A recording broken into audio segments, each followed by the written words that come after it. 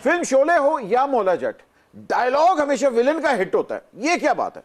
बात यह है कि इस कायनात को भी अगर देखें तो इसका आगाज विलन से हुआ है। मेरा एक मकालमा है कि फिल्म कभी भी हीरो हिट नहीं करवाता, फिल्म विलन की वजह से हिट होती। मैं 100% एग्री करता हूँ। यही वजह कि मैंने अपनी वैश्य जट जो पहली मेरी फिल्म थी उसमें मैंने अपने विलन को अनटचेबल रखा था। इससे पहले हर विलन हर रील में मार खाता था। बिल्कुल। तो मैंने ये सीखा कलाम पाक से कि अल्लाह ताला ने अपने विलन को खुद इतनी पावर दी जो हमारी सोच से बाहर है। नहीं बिल्कुल ठीक कह रहे हैं आप। इससे पहले तो हमेशा विलन हीरो की दो चपेड़े खाता था ते नस पैंदा सी, लेकिन जदों दा नूरी आया ते वाह जी वाह, छोटी गल वड्डी हो गई।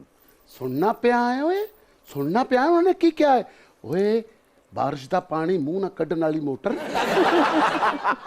मेरी वजह तो तेरी फिल्म बॉक्स ऑफिस ते हिट सी। मैं अगर विलन तगड़ा ना हुंदा ते तू ठगेदा भी नहीं सी। बॉक्स ऑफिस ते फिल्म तेरी वजह तो चली सी या मेरी वजह तो, एदा फैसला ते इलेक्शन कमीशन ही करेगा।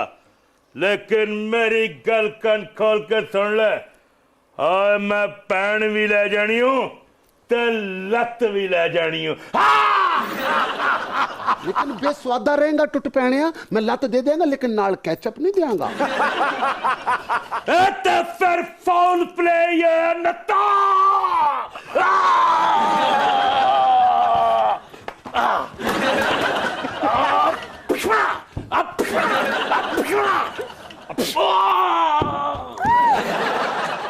मखा घबराई ना, मज्जां दी थावां ते खोते बंद ते खोतियां दी थावां ते मज्जां बंद।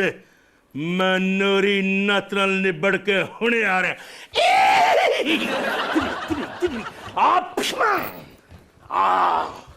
टुट पैणी इको सच दस दे, इन्हें तेन किधरे है ते नहीं कि खोतियां दी थां ते मज्जां बंदे ते मज्जां दी थां ते खोते बंदे।